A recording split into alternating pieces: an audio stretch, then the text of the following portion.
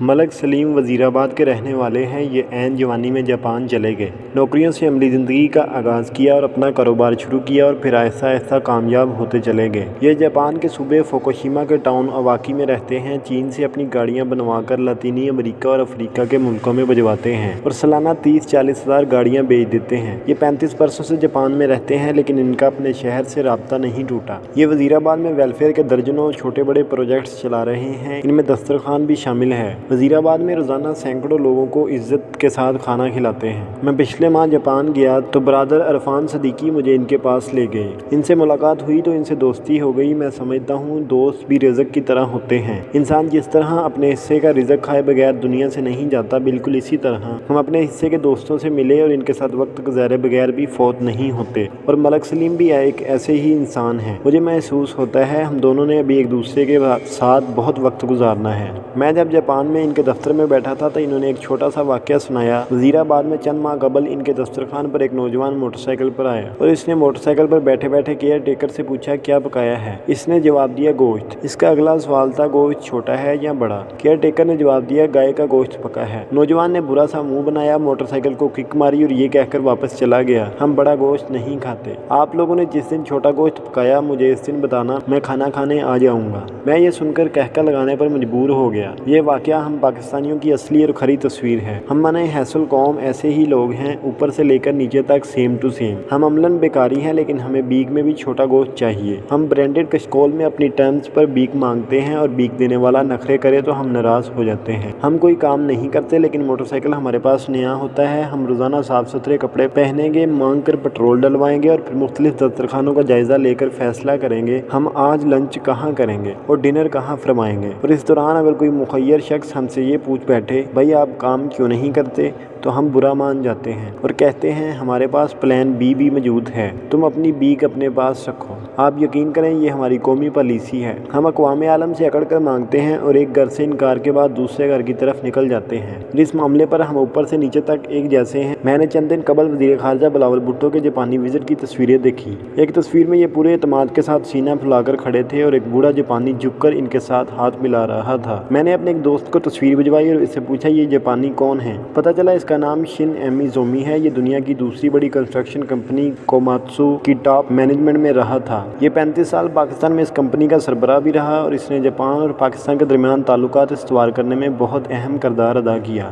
شن جاپان پاکستان ایسوسی ایشن کا چیئرمین بھی ہے۔ یہ اب تک پاکستان کو اربوں ڈالر کا فائدہ پہنچا چکا ہے۔ مگر آپ بلاول بھٹو اور شن امیزومی کی باڈی لینگویج دیکھ لیجئے۔ ایک طرف ارب ڈالر کے لیے IMF کے دروازے پر ایڑیاں رگڑنے والے ملک کا وزیر خارجہ اکڑ کر کھڑا ہے، جبکہ دوسری طرف 26 ملین ڈالر کی کمپنی کا نمائندہ عاجزی سے سر جھکا کر اس سے مل رہا ہے۔ آپ اسی طرح جاپان کے وزیر خارجہ پوشی ماسا ہیاشی اور وزیر اعظم فومیو کیشیداکی بھی بلاول بھٹو سے ملاقات کی تصویریں بھی دیکھ لیں۔ آپ کو یوں محسوس ہوگا بلاول بھٹو جاپانی وزیر اعظم یا وزیر خارجہ ہیں، جبکہ دوسری جانب کوئی تیسری دنیا کے وزیر کھڑے ہیں اور یہ بلاول بھٹو سے امداد مانگ رہے ہیں۔ ہم بھی کیا قوم ہیں؟ ہم ایک طرف تاریخ کے بدترین معاشی بحران کا شکار ہیں، ہم ڈیفالٹ کے کنارے پر کھڑے ہیں اور ہمیں اگر IMF سے تنکے کا سہارا نہ ملتا تو ہم اب تک دنیا کی پہلی ڈیفالٹ نیوکلیئر پاور کا اعزاز حاصل کر چکے ہوتے، جبکہ دوسری طرف صرف بلاول بھٹو اور ہنا ربانی کھر نے ایک برس میں بیرونی دوروں پر 2.25 ارب روپے خرچ کر دیے۔ میں دل سے سمجھتا ہوں وزیر خارجہ کو اپنا زیادہ تر وقت بیرون ملک گزارنا چاہیے۔ وزیر خارجہ کی جاب ہی دوسرے ملکوں سے تعلقات بہتر بنانا ہے اور اگر وزیر خارجہ ملک میں بیٹھا رہے گا تو پھر داخلہ اور خارجہ میں فرق کیا رہ جائے گا؟ لیکن کیا سرکاری جہازوں پر جانا اور 30 لوگوں کو ساتھ لے کر جانا اور پھر 5 اسٹار ہوٹلوں میں بھی رہنا ضروری ہے؟ اور کیا سرکاری دورے پر اپنی ہمشیرہ آصفہ بھٹو کو بھی لے جانا لازم ہے؟ اس کا کیا جواب ہے؟ ہمارے وزیر خارجہ ایک پرسنل اسسٹنٹ کے ساتھ کمرشل فلائٹ پر باہر کیوں نہیں جاتے اور یہ وہاں سفیر کی گاڑی استعمال کیوں نہیں کرتے اور یہ سفیر کی رہائش گاہ یا ایمبیسی میں کیوں نہیں رہتے؟ بے شک آصفہ بھٹو بھی بائک کے ساتھ باہر جائے، لیکن وہ دورہ سرکاری نہیں ہونا چاہیے۔ آپ اپنے پرائیویٹ دوروں پر جس کو چاہیں اور جہاں چاہیں لے جائیں۔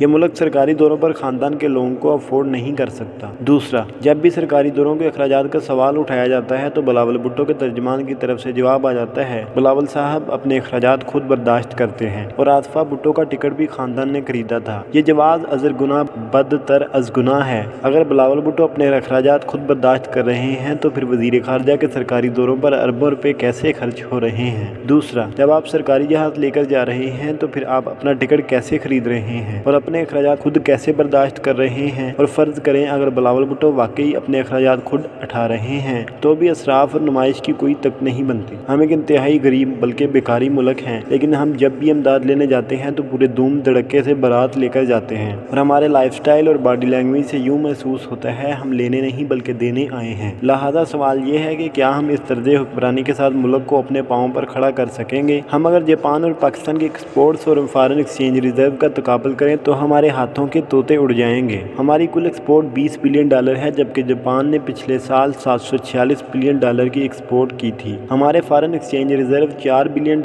हैं, जबकि जापान के मालियाती ज़खायर $1254 बिलियन हैं। आप इन अदाद शुमार के साथ जापान के लीडर्स और अपने लीडर्स की बॉडी लैंग्वेज और लाइफस्टाइल देख लीजिए, आपको फ़ौरन जापान की तरक्की और अपनी पस्ती की वजह समझ आ जाएगी। बिलावल भुट्टो खुद दिल पर हाथ रखकर जवाब दें, अगर $1254 बिलियन के मालिक जापान का वजीर खारजा पाकिस्तान के सरकारी दौरे पर आए तो क्या वो अपनी हमशीरा को साथ ला सकेगा, और अगर वो ये गलती कर बैठे तो जापान में इसके साथ क्या सलूक होगा। और दूसरा, क्या वो सरकारी रकम से हयात रोपोंगी जैसे 5 स्टार होटल में रह सकेगा। जी नहीं, ये सफारत खाने में रहेगा या फिर सफ़ीर की रिहाइशगाह पर रात गुजारेगा, मगर ये अपने टैक्स पेयर के पैसे ज़ाया नहीं करेगा। और रवैयों का ये वो फ़र्क है जिनकी वजह से आज जापान और पाकिस्तान है। हमें डाटा और तारीख बताती हैं आजिज़ी और सादगी दोनों वो एटमी आदतें हैं जो इंसान और कौमों को अजीम बनाती हैं, जबकि हम बहैसियत कौम इन दोनों खूबियों से महरूम हैं। आप अफसरों से लेकर बिजनेसमैनों तक देख लें, आपको इनमें अकड़ और नुमाइश मिलेगी। आप इसके मुकाबले में कभी इंडिया जाकर देखें, इनके लीडर्स और अरबपतियों में आजिज़ी भी मिलेगी और सादगी भी, जबकि हमारे बेकारियों के पास भी स्मार्टफोन होते हैं और ये भीख भी पूरी बदमाशी के साथ मांगते हैं। आप इंडिया में इनके सदर वज़ीर-ए-आज़म नरेंद्र मोदी और आर्मी चीफ मनोज पांडे को देख लें,